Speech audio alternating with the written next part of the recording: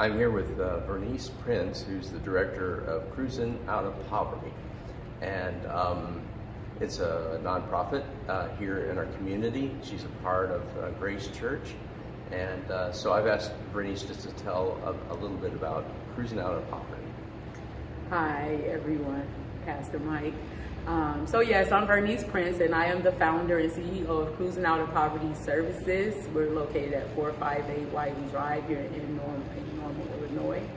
And it got started basically because I spent like half of my lifetime homeless, and I saw the need, even going through the process of my own experience, of people needing firsthand help, with finding resources as well as getting help out of homelessness, all type of assistance, start on education just so they could get on a course to possibly escaping and staying out of poverty.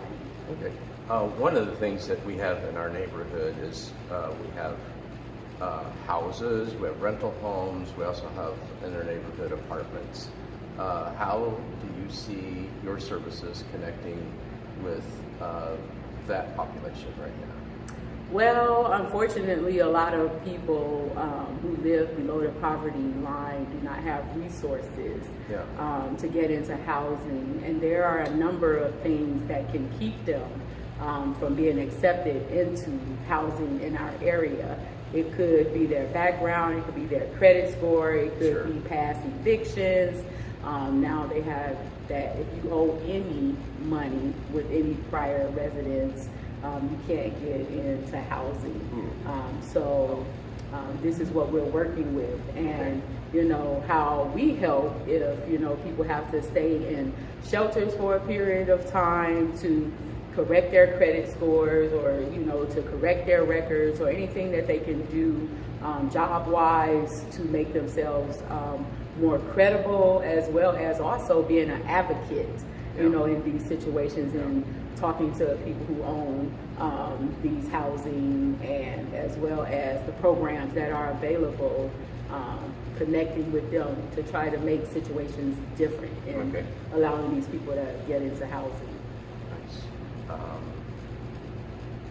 I'm going to talk to you a little bit about trauma. You experienced trauma.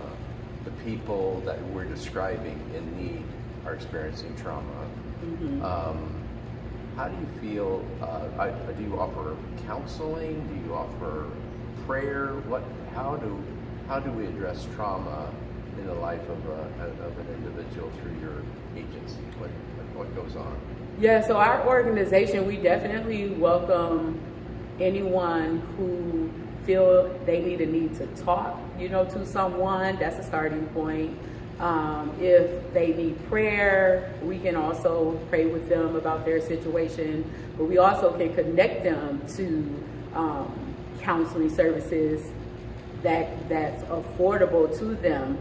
So one of them would be integrity counseling, who pretty much go by your income, and if you don't have a way to pay, they also provide counseling. So we for sure want to make sure that, people have access to mental health services. So we are definitely there either to connect. We don't counsel personally right now, but once I become a licensed social worker, which will be soon, then we will have the ability to counsel. That's awesome that you're close to getting your LCSW. That's awesome. One of the things that we're considering is having like a community forum held at this church as a meeting place. And how would we connect people in our neighborhood who would come here to hear you? How would we connect them to actually services? Should we have more than one service provider here? Or should we just have you? That's what I'm trying to understand. How do we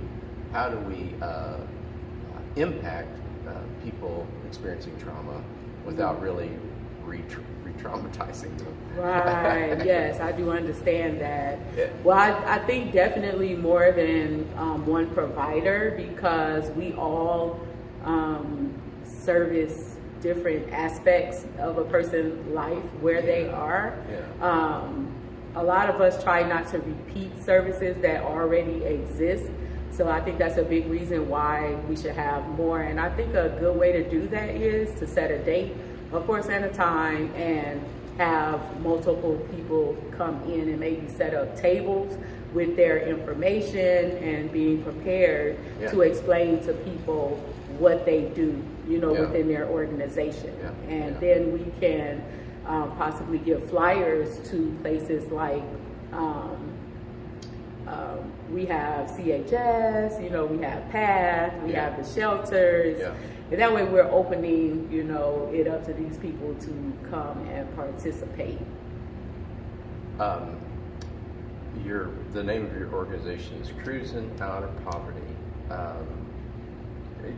Give me some stories that have happened over the years with you and families you've supported. What has your organization been able to do with people experiencing poverty? Okay, sure, yeah. So we have had a few people who have actually been stranded here, where we have assisted with purchasing tickets for them to get back home. We've had several families who need clothing, household items. We've had a couple of families who have needed furniture, where we have been able to help furnish their home either at no cost or a very low cost.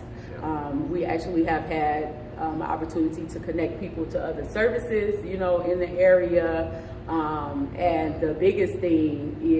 one of the biggest things is being able to transport people to other shelters outside of this area. So the Dream Center in Peoria, I have taken a few people there, as well as we use our store as like a job training now. So I have a young man there who receives 30% of whatever profits come in.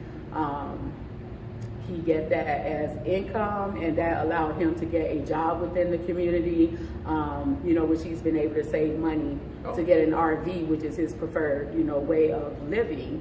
We also allow people to come in, or we deliver to them bags of clothing that they can separate, sort, and they will receive a stipend for that. And that stipend would allow them to help meet emergency needs, where we had a young lady to come in that needed a security deposit, and she was able to give a portion, of what she earned for a security deposit. That's so cool. Yeah, and then on top of that, depending on how long they're with us, we can give them job referrals. So we could be a reference for them. Good. And that'll help them get a job in the community that will make a world of a difference, in their lives. Good. I think we got it.